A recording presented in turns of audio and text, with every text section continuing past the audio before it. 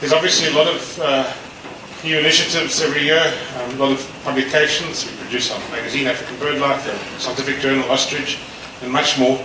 But we did think it would be nice every AGM to say a little bit about Bird of the Year for that year and the next year, as well as launch our annual checklist. So Nikki McCarthy is going to come up and say a few things about Bird of the Year 2013. Thanks, Nikki.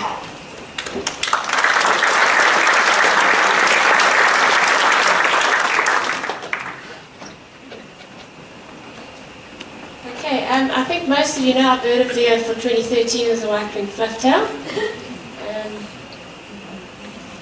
So it's basically going to be an ambassador for our wetland and grassland birds, help us to raise awareness for the conservation status of that particular bird and threats faced by wetland birds, and just to raise general awareness for grassland habitats. We have produced a Bird of the Year poster. This is going to be sent out with the May June issue of African BirdLife. We do have very few copies available here, but they will be available from our head office, and we will be sending them out to the clubs to use during National Bird Week. We are in the process of developing some learning materials, which will be ready for National Bird Week. We're hoping to actually have them ready by the end of March. We've got Christy Garland from our Wackerstrom Centre working very hard on these resources, which we'll use for various grades of learners at schools.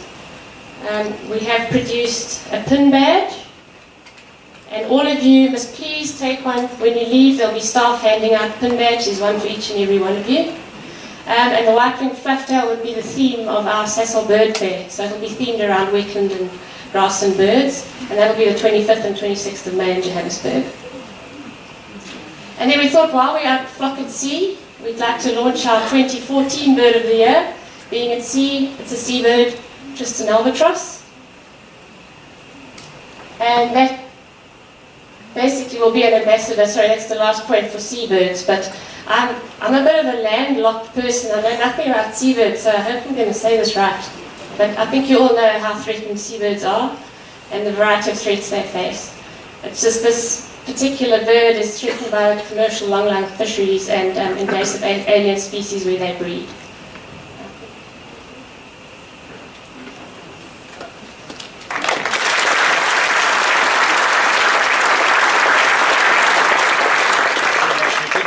You will receive your posters in the May-June issue of African BirdLife magazine.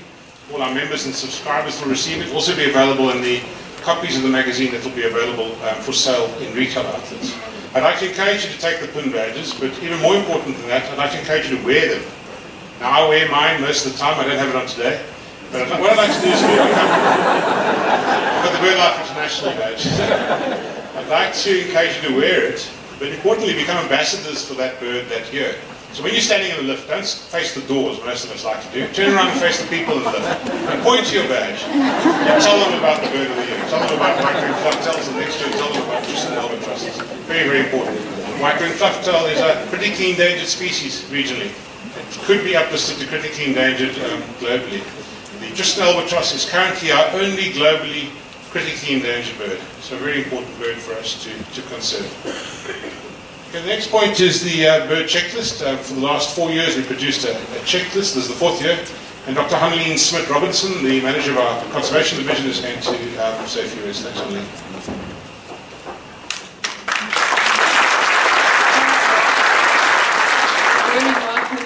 Just by the way. It's a great pleasure to launch the 2013 annual edition of the BirdLife South Africa checklist of birds. On the front cover you'll see the critically endangered white-winged flufftail, which you've heard lots about today. It's our Bird of the Year, and that's the theme we want to do every year, Bird of the Year on the cover. We're using an illustration by Fancy Peacock, just because there's so few photos available of this very threatened bird. So you'll be glad to hear that there's not many changes to this edition. We've just added 2 mega rarities, which were seen for the first time in South Africa last year. And Peter and I did not exchange notes, so you'll see the little crake there, and the other is the black skimmer. So that brings us to 846 species plus an addendum. There's also a few other changes. We've added global status. So apart from the regional status, we've also added the global red list status according to the IUCN red data list. We're using the BirdLife International abbreviations for this red list status. And we added a third category, a third endemic category, which would be endemic category for birds to South Africa, Lesotho and Swaziland. Previously we just had the South African endemic category. And then finally we've also added the addendum of birds that occur not on the mainland in South Africa, but in the South African islands. I'm not going to read out all the birds, but you'll see it basically at the end of the checklist. Then I'd like you, if you'd really like a copy, to come up to the stage afterwards and receive your copy. But please, we only have a few limited copies available here. You're going to receive a copy in the next African BirdLife edition. So those of you who just subscribe to African BirdLife, rather get your copy there. And then a big thanks to Zais, Danny Sims and his team. Danny is sitting right in front of me here, for the sponsorship of the annual checklist. Then also to Dr. Chris Lotz and the BirdLife South Africa List Committee. Many thanks for all the hard work that goes into this annual publication. And then also to Eve Gracie, the editor of African BirdLife, and her team for the layout and the final production. Thank you.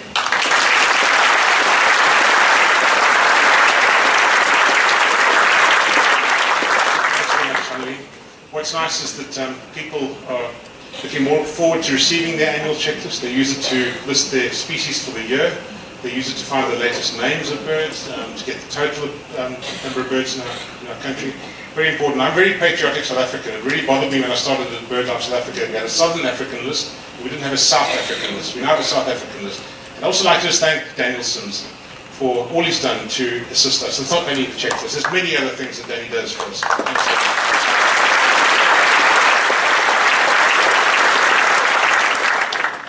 As Hanlene said, we had some checklists here. We don't have many. We were restricted by how much baggage we could bring onto the ship. But for those who are members or subscribers, when you get home, you should have a copy of our magazine in your post boxes, and there's a checklist in your magazine, and it'll be available in the retail outlets as well. But if you need more, let us know. We do have extra copies up in Johannesburg. Okay, the third initiative we want to launch, or publication we want to launch, is our Red Data book. The third edition of the Red Data book was published in 2000 by Brooke. It's now very out of date, and during the last couple of years, Martin Taylor, who's our manager of our AV tourism division, but also does work now, we call it special projects. He's been running with the revision of this Red Data book and put an enormous amount of work into this. Martin's going to come up and say a few words about the Red Data book. We will have it available, hopefully in the not too distant future. We're just about done. This book guides the work that we do. Immensely important book. Thanks, Martin.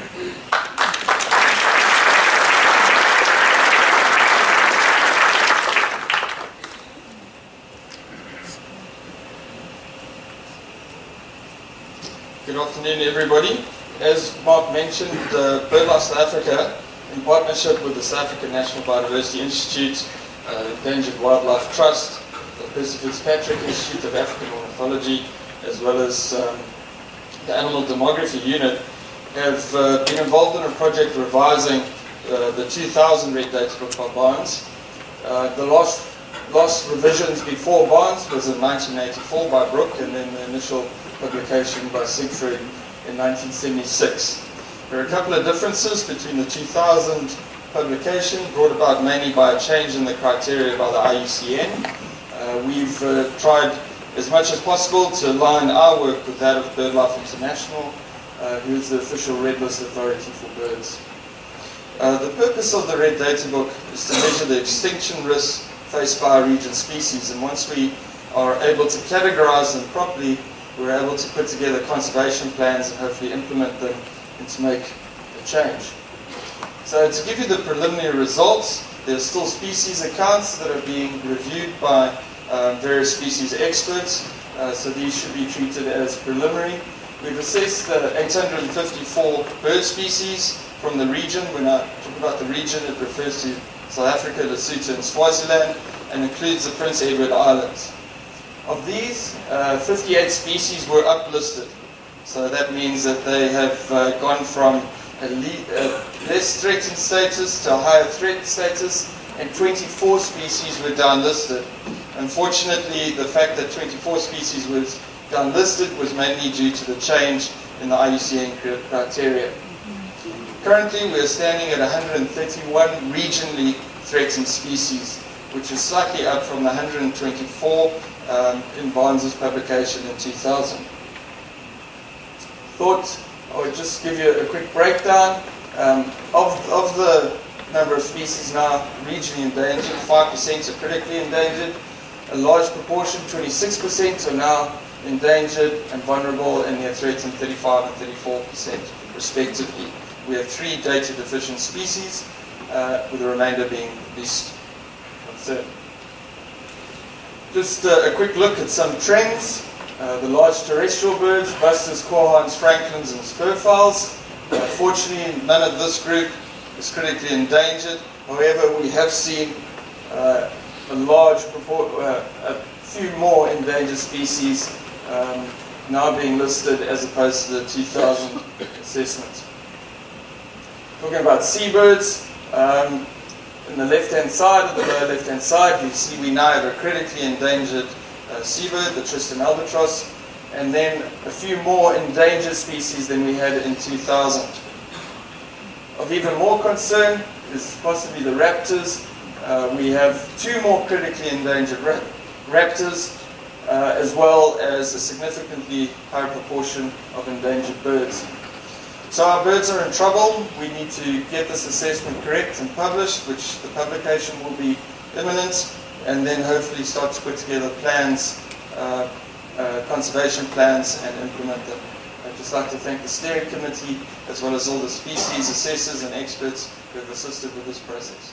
Thank you.